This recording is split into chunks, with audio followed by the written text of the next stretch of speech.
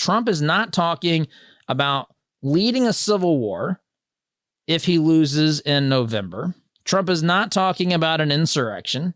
Trump is not talking about going after and using the Department of Justice to target his political enemies for the purposes of getting even and to having a political bloodbath. That is not what he's talking about. He is talking specifically here about the automotive industry. And so here's a minute clip that gives the full context of the pull quote that they have removed from Trump's statement, his statement about there being a bloodbath.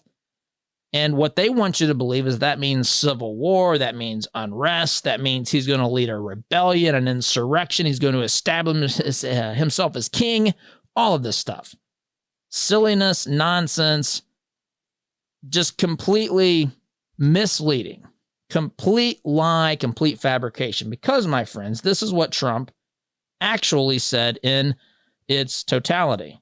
Mexico has taken, over a period of 30 years, 34% of the automobile manufacturing business in our country. Think of it. Went to Mexico.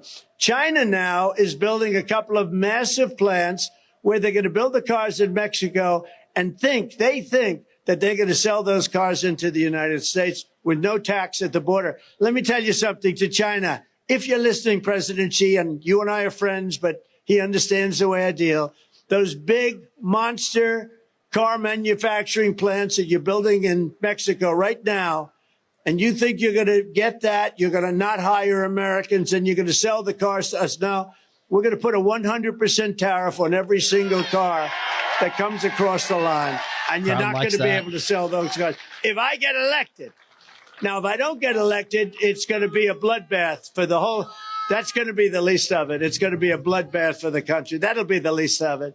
But they're not going to sell those cars. They're building massive factories. A friend of mine.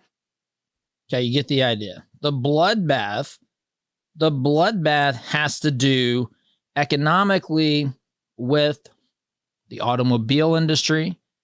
Maybe he was including that to extend into other areas of the general economy, but he's clearly talking about a financial bloodbath because of policies.